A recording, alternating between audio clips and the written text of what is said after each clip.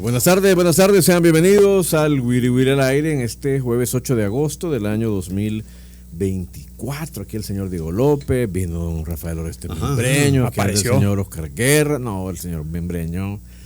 No, una puntualidad británica en la producción. Ahí está el invencible Sammy Boy y el señor Manuel Ranchero, un servidor de ustedes, Cristian Villalta. Gracias por acompañarnos a través de Femenina, a través de Fiesta, a través de la señal de Tigo Sports y también a quienes nos verán posteriormente en YouTube y Facebook de El Gráfico. Con mucho para conversar. Bienvenido, señor López, ¿cómo está usted? Compañeros, el placer de saludarlos. Te decía que vino Orestes porque como está aquella famosa frase, ¿no? La mitad del país se alegra cuando gana Alianza y la otra mitad también se alegra cuando pierde Alianza. Entonces Orestes ahora tenía que venir porque perdió Alianza. Bienvenido. Entonces tenemos las dos mitades, está usted y está él. Estás muy equivocado, fíjate. Entonces no empiece. Estás muy equivocado porque a mí me es indiferente lo que le pasa a la Alianza. Bienvenidos sean todos. Vamos a hablar de Copa Centroamericana. Pues, a mí no me representa. Señor Membreño, bienvenido. ¿Cómo le va? Bien, Cristian. Contrario a lo que dice Diego López, a mí sí me gustó, me estaba gustando la participación de los equipos salvadoreños en esta Copa Centroamericana, porque por detallitos, ¿verdad? Los han superado. Es decir, no como el torneo pasado, la Copa pasada, que sí fueron un desastre. Y muchas otras antes. Sí, entonces, bueno, es la realidad, ¿verdad? Por detalles, por mejor preparación, los han superado. Ninguno ha ganado de los tres que han intervenido, pero digamos que exceptuando el segundo tiempo de ayer de Alianza, que ya vamos a hablar de eso al respecto, pues la verdad es que muy bien, perfecto. De eso y más vamos a estar hablando. ¿Qué tal, señor Oscar Guerra? Bienvenido. Muy bien, gracias, un gusto estar con toda la gente que nos acompaña a través de Femenina Fiesta y Tigo Sports. Pues sí, la Copa se ha llevado todos los reflectores esta semana y al final los resultados dejan claro todavía dónde está nuestro fútbol. Hay un avance en la forma, digamos, pero el fondo sigue siendo el mismo. Pero es que no pretendíamos, Oscar, que con estos partidos cambiara el fondo del fútbol. Lo que pretendíamos es que al menos en lo deportivo no hiciéramos el ridículo. Yo creo que eso se ha conseguido hasta el momento. Sí. El fondo ya sabemos que esto no tiene, no se va a arreglar pronto. La otra semana pero también queda claro que con un poquito de seriedad alcanza para que los vecinos, exceptuando a los ticos, no te goleen. Lo que pasa es que, claro, de tanto ir a vender partidos a los torneos, Oscar, se ha creado también la idea de que estamos muy atrás de Guatemala o de... Pero ya ves que... Por ejemplo, los comunicaciones tampoco para tanto la cosa. Y Antigua no están lejos, o sea... Claro, pero estás hablando de equipos de acá que pagan. Claro, así o que han hecho un esfuerzo por entrenarse un poquito antes del torneo. Pero igual puede que ninguno pase de la fase de grupos. Ojo, claro. Que conste. Yo creo que ahí va a ser la medición. Sí, real. esa es la medición del real. Águila, por ejemplo, es con el Olimpia. Ahí no creo que haga un papelón contra el Porlayola, así es que con el Olimpia el 22 del juego, ese es el juego. Ahí vamos a ver. Para mí la medición de Águila, porque creo que ese es de los equipos que sí puede pasar de grupo, de los tres que están participando, por el grupo en el que Para mí la medición es más con los equipos chapines, y creo que los ticos y los hondureños están un poco arriba. Ya veremos, ¿verdad? Ya veremos, ¿verdad? Pero yo digo que al menos... Sí, porque el Águila no le ganó porque pero no quiso. Que fuera el Fajache la a perder... el Jocoro, ¿quién no lo volvió? El no perdió aquí con el dinero. Eso para mí sí fue como... Y con el Estelí, perdón. Vea, los problemas que dice Oscar, y sobre eso ha añadido una pila de desorden administrativo, casos puntuales, ¿no? Pero bueno, en lo que ha correspondido a estos partidos, la verdad, a mí me ha quedado un buen ojo de lo que han hecho los equipos. El Alianza lo intentó, ¿verdad? Pero yo creo que no supo meter a la congeladora el partido, o la pelota al refrigerador, para guardar ese cero en puerto. Bueno, de hecho fue un autogolpe, pero... Sufrió cuando salió Narciso. De verdad, salió Narciso y Alianza no encontró más el juego ahí en el medio campo. Sí, a mí no me gustó el movimiento que hizo. Sí, a mí tampoco, fue extraño, fíjate. Fue extraño teniendo a Denis García, que lo llevó. Por eso. Bueno, y lo termina pagando no solo con el trámite del partido, sino con la expulsión de Henry Romero. Recuerda, Hilux, más fuerte que nunca, adquiérelo ya en sucursales Toyota. Vamos a tirar la cuñita de hinchas de Centroamérica para terminar de analizar lo ocurrido ayer. Vamos, mi estimado Manu.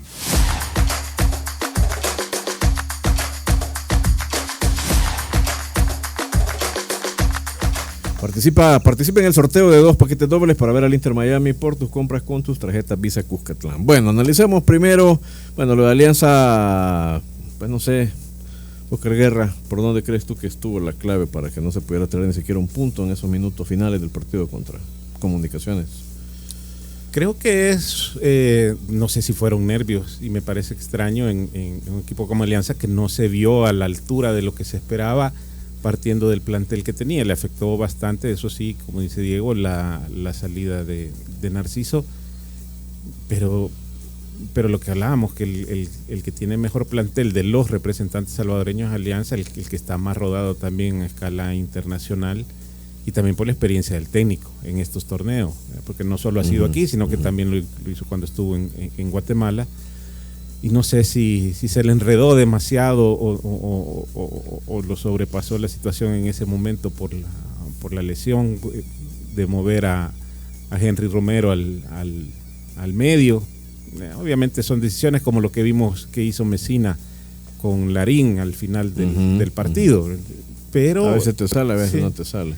Pero yo comparto con vos que el equipo se vio ofuscado, e incluso, bueno, Mario González en particular, lo vimos golillero, buscando pleito, tal vez frustración, no sé. Sí, tuvo dos, ahí que se salvó. Sí. Una cuando el delantero guatemalteco no logra conectar bien, y cuando va por la pelota le pega un empujón por gusto, literalmente. Y en la otra que pita el árbitro y el jugador sigue, pero cuando se detiene llega Mario a golpear. Entonces creo que la frustración o el hecho de haber dominado el primer tiempo del modo que lo hizo y no mantener esa regularidad en el segundo, sí le pasó factura también en la parte mental a la Alianza. Ahora, muchos aficionados de la Alianza están criticando la hechura del plantel, señor López, según yo al menos estuve leyendo anoche. Sí, tal cual, pero lo veníamos platicando, lo veníamos diciendo, Alianza no tiene power arriba, no tiene peso ofensivo, solo tiene Emerson Mauricio, y cuando digo que no tiene power no significa que va en detrimento de la actuación que pueda hacer Emerson, que creo que es un buen delantero, pero uno ve a Firpo, por ejemplo, y la pelota descansa ahí arriba porque tiene esas dos torres. Uno ve a Águila y sabe que Salazar se mueve. En Alianza uno no ve eso, aparte tenías a Emerson y nada más en el banquillo, en la hechura del equipo. Luego se lesiona Narciso y tenés un contención nato, puro, como Dani García, que se lleva de Metapan, que yo entiendo que es proyecto para renovar al equipo, pero no lo usa, y sube a Henry Romero, que Alianza ha perdido 4 partidos con Henry Romero jugando como contención, y esto es porque claramente no tiene lo mismo que tiene Narciso, que pueda tener un contención o un jugador que sea la bujía ahí en el medio campo. Después creo que Alianza en el primer tiempo lo pudo ganar. En el segundo tiempo Comunicaciones fue muy superior, lo pasó por encima en el segundo tiempo. En el primero hay una de la Cabra que no cierra, de Deportivo, hay 2 de Emerson también, hay como 3 de Ángelo que no la cede cuando la tiene que ceder. Sí, pero para rentabilizar esas e irte arriba necesitas realmente ser muy fino y muy preciso, y ayer Alianza no estuvo así. Así es, ciertamente dominó un poco más el primer tiempo Alianza, llevó más la iniciativa del juego, eso es todo, más que Comunicaciones, aunque fue parejo, digamos, pero la iniciativa era de Alianza en el primer tiempo y no estuvo fino, no estuvo muy claro. A veces mucha conducción de Ángelo, ¿verdad? Mucha conducción, y eso le hace daño a cualquier equipo. No ves al Águila cómo le hace daño la conducción de Santos Ortiz. Lo mismo comentábamos ayer. A veces al Firpo le hace daño también eso, la conducción de Víctor García, que anda jugando bastante bien en una posición que no lo habíamos visto. Sí, pero en lo internacional tenés que tener otra intensidad, otra velocidad, otra dinámica. La intensidad de Alianza no fue la mejor para que ese dominio del primer tiempo se tradujera en ocasiones más claras, porque sí tuvo un par, pero no tan claras, ¿verdad? Entonces, eso le hizo falta. Y en el segundo tiempo, ante la subida de los Chapines, Alianza tuvo que haber controlado más la pelota, controlado más el ímpetu. No te digo, no bajar la intensidad, pero sí. Fíjate que Marvin lo intentó, porque cuando la pelota llegó a Marvin intentaba cuidarla, pero no tenía con quién más. Sí, pero la secuencia la secuencia de pases, si progresaba, terminaba en un centro sin ningún futuro, ¿verdad? Eso no lo logró hacer Alianza. Y yo he leído también muchas críticas porque Alianza llevó extranjeros y solo ocupó 1 durante el partido. Después ingresó Michel Mercado, que prácticamente es nacional, pero a Ángelo nada más. Después Sebastián Julio. Está lesionado. Parece que no vea. Y Anthony hay algo Sosa, roto ahí, pero no sabemos si es el jugador o la relación con el técnico. Y Anthony Sosa, eso vos decís, bueno, pero armás al equipo pensando potenciarlo para Copa. Y ahí es donde si lo comparas con Firpo, porque pareciera que Firpo ganó ayer, ¿verdad? Porque se dijeron muchas cosas buenas de Firpo y ha habido muchas críticas por Alianza. Los dos perdieron. Pero a Firpo, ante un rival que obviamente es superior, ¿verdad? Se le vieron valores futbolísticos, los extranjeros pues ahí están aportando lo suyo, y Steven Vázquez, que está en estado de gracia. Sí, el mejor delantero. Sí, vaya, fíjate que contra la Alajuelense yo no lo vi tan intenso. Sí es buen equipo, porque es muy buen equipo. ¿Quién? Pero no tan el Alajuelense. Ajá. Pero la intensidad no es tan fuera de lo normal. La cancha también ayudó. La cancha estaba pesadísima, La cancha eso sí, Firpo, pero sí. lento. Entonces, ¿qué tal si se le mete una intensidad controlada, obviamente, porque tampoco va a ir a la loca? Ahí es donde es bien importante que los jugadores aprendan a jugar sin pelota, ¿verdad? Eso es bien importante para marcar una intensidad. Para cuando hay jugadores como Monterrosa que cuidan la pelota, o tus dos de arriba cuidan la pelota. En el segundo gol de la Alajuelense creo que quedó claro el nivel de intensidad cuando ellos le ponen esa velocidad. Así es, pues. Pero, te decía yo. Y obviamente también nos decían que la prioridad de la Alajuelense es el torneo local. Le alcanzó con lo que le alcanzó, sufrió de algún modo, sí, pero digo que no creo que estuviera en peligro el resultado. Ahora bien, en lo positivo que yo le veo a esto que ha hecho el Firpo en estos 2 partidos es que no debe quedarse solo en la Copa. Si lo traslada al torneo nacional, debería ser protagonista. Va a ser uno, y eso le va a servir para agenciarse un lugar en la próxima. A día de hoy ves ese duelo Alianza Firpo. Yo veo mejor al Firpo. Sí, yo también. Yo veo mejor al Firpo. Pero vos decías, hablabas de Firpo. Mira qué diferente es, por lo menos en el análisis que yo hago. Alianza creo que tiene más cuerpo, pero Firpo puede saltar líneas rápido porque sabe que arriba tiene esos dos. Y vos ves que puede pelotearlo y que va a pivotear o que va a cabecear Sousa, que la agarran los dos por afuera, Flores y Orellana, y que les pueden tirar centros y que el equipo va a responder de alguna manera ahí o a la segunda pelota. Claro. Pero Alianza no tiene esa posibilidad. Sí, es que lo que Firpo partido tiene, diferente de los otros 2 salvadoreños, de Águila y Alianza, es entusiasmo por el torneo. También, yo lo veo, lo baje más entusiasmado. Yo digo que suele buscar el técnico también. Yo no sé por qué no volvió a salir con el 5-3-2. Gabriel Álvarez ayer salió con un 3-5-2. Salió con el mismo relleno. Un 3-4-1-2 salió ayer. Bueno. Porque jugó más en el centro Víctor García, no tan tirado a la banda, sino que más en el centro como enlace los dos de arriba, ¿verdad? Distinto contra Comunicaciones, que era línea de 5, 3, y Víctor García estaba más a la derecha, ¿verdad? Cerritos y Guilherme ahí antes de los 2 delanteros. Porque le funcionó. Entonces, ¿qué pasó? Quedó un poco más descubierto, y ahí fueron las salidas rápidas de Alajuelense, que hallaron espacio para llegar a marco. Se fueron por la peor zona de la cancha. Ese sector está al principio, que se le queda la pelota. Pero para mí la cancha sigue considerando bien, lo que llovió. Considerando lo que llovió. 2 días llovió igual. Antenoche y ayer. Entonces, por eso te digo, a pesar de cómo estaba, el partido no fue nada malo. No, claro. No fue nada malo. Hay que recordar que la competición continúa. Hoy hay otros 3 partidos, ¿verdad? Deben jugar algunos de los rivales de los equipos salvadoreños. Juega el Por la Llora con el Olimpia. Okay. Y el Municipal. Y el Municipal con Estelí. Ok, bueno. Y la próxima semana, siempre dentro del torneo Copa Centroamericana, Alianza recibe a Firpo en el Estadio Cuscatlán el martes 13 a las 8 de la noche, partido calientísimo. Yo solo les pido que no empaten, compañeros, gánense ahí, que le gane, que gane cualquiera, porque si salís de ahí Águila con 3 puntos, al Por la Llora, tenés posibilidades. ¿Y el Águila qué juega? ¿Miércoles o jueves? Miércoles. 14 juega. Ok, miércoles 14 por La Yola en el Estadio Las Delicias, ¿verdad? Sí, a las 4 de la tarde, sí. 4 de la tarde. Híjole. Bueno, sí, muy bien. En Las Delicias. Perfecto, lo que teníamos sobre la Copa Centroamericana. Miren, al volver, lo anunciábamos ayer, vamos a conversar sobre el desaparecido e inolvidable Mon Martínez, y para hacerlo nos acompaña, nos ha honrado con su presencia don Manuel Cañadas. Así es que yo que usted me preparo un cafecito de media tarde para escuchar esta buena plática que vamos a tener a continuación. No le cambie.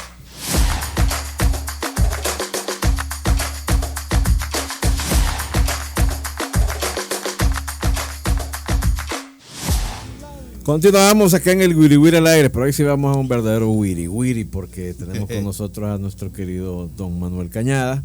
Yo no le digo colega porque sería muy igualado de mi parte decirle sí. Él literalmente es una persona a la que admiramos por su carrera, primero en el fútbol y luego por supuesto desde las letras, y las letras sobre todo enfocadas al deporte, y lo hemos invitado primero porque es una buena oportunidad este feriado para sacarlo a él de su descanso. Y además porque pues falleció Mon Martínez, no hemos profundizado al respecto, creo, como se debe, y creo que aquí en esta mesa Solo Orestes lo vio jugar a Mon. Sí, yo lo vi jugar. Ni Oscar Guerra, ni Diego López. Lo vi salir campeón jugar con el Atlético Marte. A los demás nos tocó leer sobre Mon, pero pues queremos que toda nuestra audiencia pues saboree el calibre de quien fue Mon Martínez. Bienvenido, don Manuel, qué gusto tenerlo por acá, hombre, sabe que se le tiene mucho cariño por acá. Muchas gracias, estoy sumamente complacido de estar con ustedes. No comiencen mintiendo, don Qué gusto tenerlo. Óigame, don Manuel, literalmente yo creo que con la gran figura que fue Mon Martínez, el punto es que como él es de una época en la que hay muy poco registro audiovisual, entonces literalmente hay muchas generaciones que no dimensionan la calidad de jugador que fue, ni la importancia que tuvo en aquella época, en aquel contexto, ¿no? Él fue determinante. Lo que pasa es que comenzó como un centro delantero impetuoso, a la usanza de la época, como sí. Sergio Méndez, el mismo Cisco que apareció después, un poco después David Cabrera, pero la realidad es que cuando apareció Mon fue impresionante. Yo recuerdo que el día que debutó acá en San Salvador, en un partido, creo que contra la universidad, y de pronto lo pusieron, entró de cambio, y yo estaba cerca de la cabina de la KL o del ISR, no me recuerdo dónde estaba don Raúl Alfaro, pero de repente dijo, ¿y ese quién es? Le dijeron, Mon Martínez, le dicen, porque Mon venía del baby fútbol, fue compañero mío, de allá en San Miguel. Y entonces don Raúl se equivocó y decía, Bomba Martínez, y la toma Bomba Martínez. Entonces yo me le acerqué y le digo, no, es Mon Martínez, por su segundo nombre. Pero también se lo pusieron porque en el Águila hubo un futbolista tico, Juan Ramón Rodríguez también, que fue sensacional, que estuvo en el Dragón, lo trajeron para el Dragón y después pasó al Águila. Y resulta que al Mon le pusieron ese nombre, Mon Martínez, y de entrada empezó a meter goles, tal es así que ya pronto en la selección nacional. Fue un ascenso meteórico ese. Sí, porque en los Olímpicos 68 él era el centro delantero de la selección con 20 años. 20 años. Don metido contra Tobago a poner a Mon y a Sergio juntos. Y metieron un gol cada uno. Exacto. Sí, no, Mon, la carrera de Mon. Yo le decía a don Meme antes de entrar a Mon Martínez a mi cipotada. Yo tenía 9, 10 años cuando él debuta en Liga Mayor, no, con la selección en el 69, en la mayor. Y que mi primer recuerdo de selección es el 3-0 contra Honduras acá en la eliminatoria, con 2 goles de Mon Martínez. Y después yo metía goles de Mon Martínez cuando jugaba en la calle. Entonces, pero Mon tenía 21 años para esos días, imagínate, y él fue mundialista a los 21 años, Mon Martínez. Locura, sí. Es decir, la calidad que tenía Mon era impresionante, un tipo, bueno, más alto del promedio, ¿verdad?, de nosotros, tal vez como Diego López o como yo, quizás de estatura Mon. Eso lo hacía especial, y era una potencia que tenía, potencia, fuerza, velocidad, tenía casi de todo, menos de cabeza, según cuenta Pipo, aunque hizo el gol de la clasificación, el gol famoso hizo de cabeza, teniendo velorios, cabeceaba, decía. Pero ese gol venía cayendo, Mon, y Francillón se tiró, si la rechaza, no le mete el gol, pero la quiso agarrar y cayó con todo y pelota dentro de la portería. Sí. Pero también muchos hablan de lo que era Mon como centro delantero. Pero Mon, cuando vino al Juventud Olímpica, que lo tomó Mario Rey, lo tiró atrás porque jugaba el Cacho Sosa, un argentino que vino con Condomía y Lobito Fischer. Y Tony Rojas. Y Tony Rojas. Y también estaba Hugo Luis Lencina. Y entonces derivó en tremendo número 10. Me acuerdo que le metía pelotas al Pechemono González y él resolvía.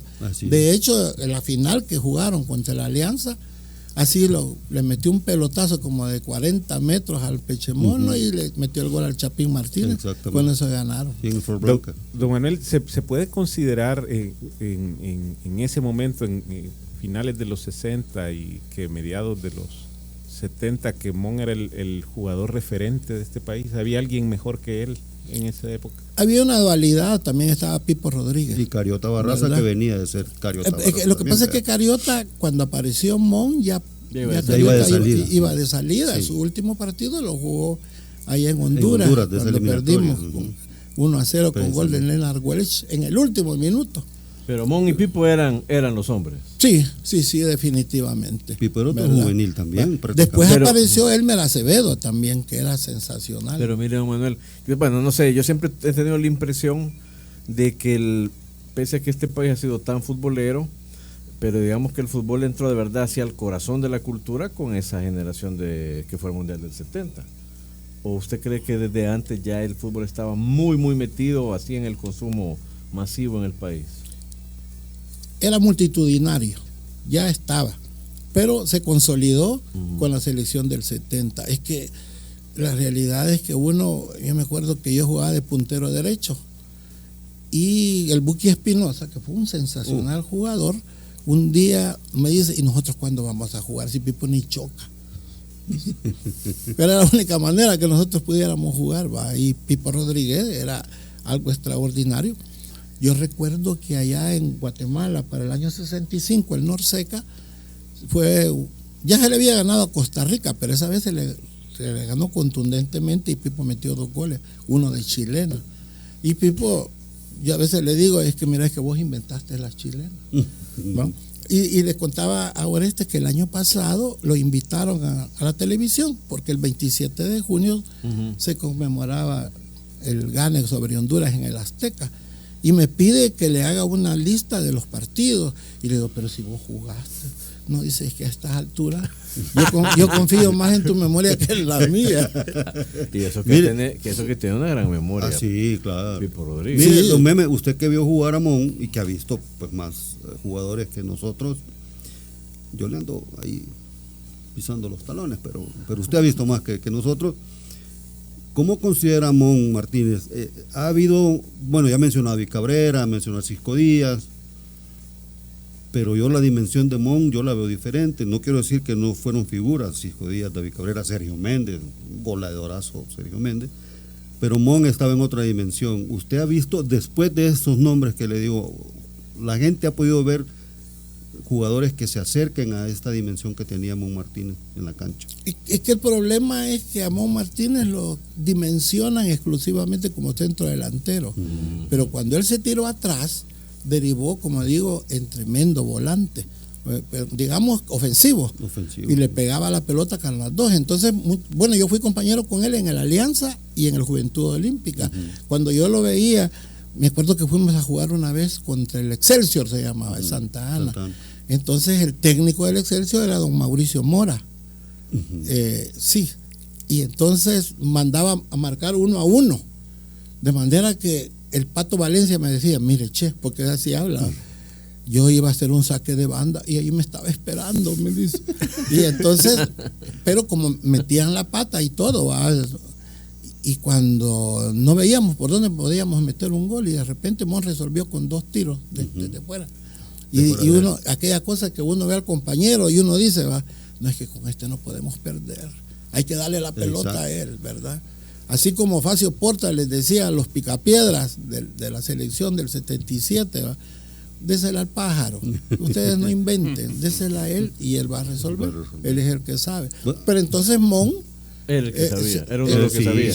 Sí, bueno, fue el primer jugador que vi hacer un gol de media cancha en el Cuscatlán. En mi vida de Liga Mayor, que vi partidos de Liga Mayor, el primero que vi hacer un gol de media cancha fue a Mon Martínez. En una oportunidad a Raúl, con el Marte ante la U, parece. Un tiro libre contra nosotros, a Raúl se le ocurrió hacer la barrera detrás y ponerse él adelante. Sí, a Raúl Magaña. Sí, recuerdo. Sí, a Raúl Magaña. ¿Y cómo era la cosa? La barrera atrás de él. Es que era tiro libre indirecto dentro del área. Muy bien. Sí. Y entonces cuando había antes, ya no existe. Se la dan a Mon y le pegó en el pecho, pero le quedó marcada la pelota. Yo me recuerdo que en la noche él vivía en mi casa, o sea, Raúl, bueno, los dos vivieron en mi casa. Y Raúl, mi mamá en la noche le estaba poniendo tintura de árnica, algo así le llamaban a los lienzos, porque tenía morado todo el pecho. Hasta podía matar a alguien. Claro. Bueno, le pegaba tan fuerte que el 3-0 contra Honduras, a Cárdenas le pateó un penal que le pasó por el pelo. Sí, así. yo lo vi tirar un penalti a Mon Martínez contra la U, ahí aquí en el estadio Flor Blanca, y el tiro iba al centro, el portero se apartó, el portero del que era un cipote Castillo, creo que era el apellido del portero de la U, que había hecho un partido anterior contra Platense, un partidazo contra Platense y al siguiente juego contra Alianza titular, el portero de la U.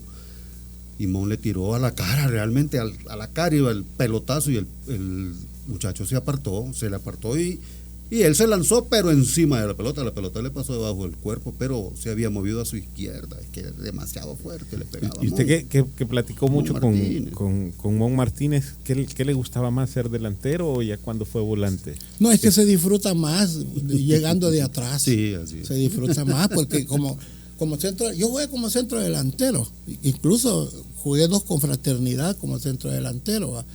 Pero no es ninguna ganga que sentir la respiración de los que lo marcan a uno, y entonces uno tiene que tener una movilidad, si no se está ahí parado le cobran parqueo. Así que sí. Pero el Mon de volante, ahora él no sentía la marca. Él no era del es gusto. como lo que le gustan a Diego López. A él le gustan esos jugadores que no marcan. No. No, lo que pasa es que los jugadores creativos. Sí, no, pero por ejemplo, ¿qué pasó con Riquelme? Ya le tocó ahí. ¿Qué pasó? Le tocó al entrenador. Le tocaba marcar no marcaba. Entonces ese es el gran problema. ¿va? Y entonces el entrenador, cuando va a hacer su alineación, él piensa no solo en su conveniencia, en su bolsillo, y de pronto no voy a poner a alguien que no marque, si hasta Messi se barre, pues, ¿verdad? Sí, tiene razón. No me creas a mí. Sí, volviendo al caso de Mon, yo obviamente en Juventud Olímpica lo vimos jugar viniendo de atrás con Pechemón y Sosa, el Cacho Sosa adelante, era una delantera. Imagínate, tenés a Mon, a Pechemono González y Sosa, un argentino, era una delantera temible. ¿Quién lo hizo jugar hacia atrás? Don Mario Rey me dijo. Mario. Si es que Don Mario vino también a revolucionar un poco acá. Mario, ayer platicábamos, por cierto, con Cali. Le decían el churumbel. Sí. Porque el segundo cantante de los churumbeles de España, además de Juan Legido, se llamaba Mario Rey. Y cuando él llegó a jugar a México. El Irapuato. Sí, estuvo en el Irapuato, estuvo en el Atlante también, ¿verdad? Pero en una oportunidad vino el Irapuato a jugar acá. Y jugamos un partido en Sonsonate, no sé por qué, pero me tocó a mí en el bus, porque fuimos los 2 equipos en un mismo bus, me tocó Mario Rey. Y yo platicando con él, y cuando conversé, uno advierte esa capacidad de análisis y eso, digo yo. Y después yo le decía a Mario, ¿vos no te acordás de eso? Sí, más o menos, pero sí, él fue el que incidió para que Mon jugara de en el medio. Y de ahí metía un montón de goles en el Alianza el año 75, junto con Salala y Hugo metieron goles para darse gusto. ¿En qué año se retiró Mon? Mon se retiró en el 80. No, el 80. 80. Siguió como auxiliar de Armando Contreras y todo. Contreras, sí. Pero Cali, mi hermano, fue compañero de él. Y cuando fueron a jugar un partido contra Surinam, a Armando Contreras se le ocurrió usarlo de centro delantero para darse contra los centrales grandotes de los morenos. Y le rajaron la frente. ¿Sí? Pero todavía tenía restos para eso. Sí. Todo su campeón de CONCACAF con el Marte, Monga, eso fue su último. Eso de Surinam fue que eliminatoria para previa al hexagonal. No, era con el Marte de CONCACAF. En el torneo CONCACAF. Con el Transvaal. Contra el Transvaal de Surinam. Sí. Lo que pasó fue que cuando comenzaba el torneo CONCACAF y todo, en Guatemala se inventaron el torneo de la confraternidad, ¿verdad? Y entonces llamaban a los mejores jugadores. Así fue la cosa. Vamos a un último bloque, se va en exclusiva a través de Tigo Sport. Vamos a seguir hablando con don Manuel Cañada acerca de la figura de Mon Martínez. Yo tengo una pregunta que me la tengo que sacar de mi sistema, la voy a hacer a don Manuel, así es que no le cambie. Sigamos la charla. Wiri Wiri al aire. Bueno, continuamos aquí en el Wiri Wiri al aire. Estamos conversando con el profesor Manuel Cañada y también nos acompaña ahora el profe Cali Cañada, porque pues sí, que hablando de fútbol uno amanece. Bienvenido, profe, ¿cómo le va? Qué gusto verlo. Gracias, muchas gracias, sí. Agradecido pues por la invitación. Mire, profe, ¿usted cómo le hace? ¿No envejece nunca usted? Desde que lo conozco yo está igual. No, estaba contando que fue compañero de primer grado de Mon Martínez. Fui compañero de Mon en primer grado. allá en San Miguel, en la Escuela Confederación Suiza. ¿En qué repetición de primer grado de Mon? Y después de que yo pasé a segundo grado, y él siempre continuaba en primer grado. Pero lo que pasa es que casi no llegaba a clase. Él era rarísimo, cuando lo veíamos llegar era como un cometa. Así que, pero a él siempre le gustaba andar con un chilillo, como le llamamos en San Miguel, con una varita. ¿Sí? Y él andaba en la calle, ahí andaba así. Pero esa era su vida. Pero como era bueno para el fútbol, le consentían todo. Miren, yo siempre escuché que Mon quedó como que un poco desencantado por unas promesas que le hicieron luego de los hechos de la eliminatoria. ¿Eso qué tan cierto es, don Manuel? Cali, ¿qué tan cierto es eso? Lo que pasa es que cuando vinieron, ya de que habían clasificado, los va a recibir el presidente Sánchez Hernández.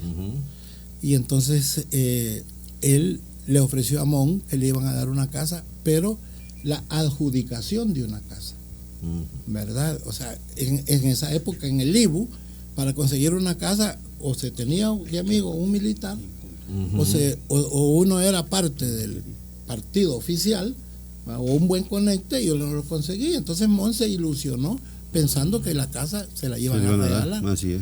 Entonces, pero eso, el ministro del Interior, que al mismo tiempo era el secretario privado de Sánchez Hernández, era el coronel Molina, que fue su sucesor. Y entonces lo citó a Mon para allí, y llegó Mon y estaban todos los periodistas. Y cuando Mon se dio cuenta de eso, se molestó y contestó mal. Entonces el coronel Molina dijo que era un futbolista mal creado. Pero la verdad es que Mon se había ilusionado que le iban a dar. Pero después Mon, jugando, adquirió una casa a su nombre. Llega Pipo Rodríguez como presidente del IBU, y un montón de futbolistas lo primero que hicieron ir a buscarlo, y a todos les dio casa. Pero fue algo increíble. Entonces le dijo: mira, Mon, como tan dejado que era, venite que vamos a darte una casa. A escriturar la casa. Pero había una cláusula que él no llenaba, que ya tenía algo a nombre de él. Y entonces no pudo conseguir la casa, porque Payet, Baelo, un montón que varios. Sí, varios. Entonces, pero en eso vino el 79, en octubre, y ya Pipo ya no siguió más. Sí, esa es la historia ya me quedó absolutamente. Sí, la noticia salió en el periódico, Cristian, de la adjudicación de la casa y todo. Eso fue público. Pero esos entretelones, porque de hecho, muchísimos años después a mí se me impresionó y volvió a alimentar mi curiosidad sobre el hecho, cuando al Mágico González, en esta última etapa de su vida en la que se ha dejado querer tanto por el país y por su gente, me acuerdo que al Mágico, cuando le entregan una casa, ¿verdad? Estamos hablando de hace algunos años de eso. Sí. Y el Mágico mencionó a Mon. Y dijo el Mágico que, no sé, pero hizo referencia a ese hecho, y él como un poco, así como el Mágico, hasta apenado sentido que se expresó diciendo: me hubiera gustado que hubiesen tenido esta deferencia con Mon. A mí me impresionó, y dije, entonces definitivamente algo pasó. Sí, al final, bueno, ellos, tanto Mon como los exmundialistas o mundialistas, porque ellos siguen siendo mundialistas, recibían una pensión, ¿verdad? Vitalicia, equivalente a 2 salarios mínimos. Esos beneficios sí los tuvieron. Mon estaba cobrando. Y Pipo me decía a mí, fíjate, me dice que el día me pregunta Mon, ahí me tiene, ya depositaron. porque sí, le dan una pensión, e incluso también le aumentaron hoy que hubo este aumento del 30%. Así es. Lo que pasa es que el FMLN le dio una casa, Mon, al Mágico. Al Mágico, sí, se la dio. Un día se vino frustrado porque, siendo como es, fue a la casa y había otra gente, se equivocó de casa. Entonces, pero una vez veníamos, no sé si era pero veníamos del occidente y pasamos por la carretera esa que viene de Quesaltepeque, y yo lo traía a la par, y de repente le digo: bueno, Jorge, le digo yo, y la casa que te dieron aquí, porque en San Gabriel, en esa casa, y entonces, y la casa ahí está, me dijo, nada más, ¿verdad? Y entonces le dije: pero no la tienes alquilada, ¿no? No, me dijo, pero ahí está. Esa fue toda la respuesta. Esa fue toda la respuesta de Jorge. Cuando yo estuve en el restaurante, un día aparece el jefe de los meseros. Mire, don Manuel, me dice: ahí está el Mágico González con don Kiki Iraeta, allá a la entrada. atiéndalos, le digo, ya voy a ir yo a hablar con ellos. ¿Va? Y ya llegué, platicamos, tomaron cerveza, comieron y todo, ya me fui a sentar. Allá como a la media hora, llega y me dice, mire, me dice, ese mágico sí es mágico. ¿Por qué? Desapareció, se fueron sin pagar. No, es mágico. Es mágico. Sí, es mágico. Mira, Manuel, volviendo en lo de Mon y la clasificación al Mundial, porque fue la primera vez que El Salvador asistió a un Mundial. ¿Cómo se vivió aquí esa clasificación? Porque entiendo que fue muy difícil darse cuenta en el momento, y segundo, cuando regresaron, ¿qué decían los jugadores, o en el caso de Mon en específico, de haber conseguido esa hazaña, y en qué momento, si más adelante se dio cuenta o dimensionó qué había significado ese gol? Lo que pasó fue que paralelamente estaba la guerra con Honduras, que el Kapusinski, el polaco, se lo adjudicó al fútbol, nada que ver, ¿verdad?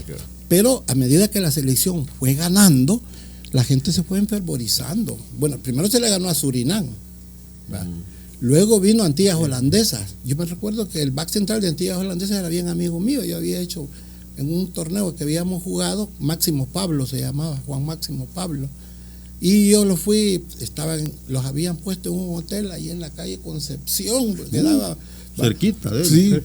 Oye, entonces cuando ellos perdieron los 2 partidos, porque ellos optaron por jugar aquí. ¿Va? Luego vino Honduras, y ya para entonces se pierde 1-0 allá, pero el regreso acá fue una locura. Ellos estaban hospedados, los hondureños, en el Gran Hotel San Salvador. La gente no se podía pasar, y con cohetes de bala se las tiraban la gente. Y yo me recuerdo que vi un barril, y arriba de un barril, el que dirigía la turba, porque era una turba, era Ernesto, el loco Amaya, que futbolista también como nosotros. Pero ya después, cuando se le gana allá, fue recibir. Bueno, la gente los iba a recibir y era una locura. No se podía, hasta por la avenida había gente, todo, ¿verdad? Porque como en esa época estábamos allá en Ilopango. Y ya no digamos contra Haití. Se gana el primer partido. Yo recuerdo que estaba viendo una película, estaba en el Cine Majestic, y a cada momentito ponían los cortos ahí y decían, y la gente ahí viendo la película y socando.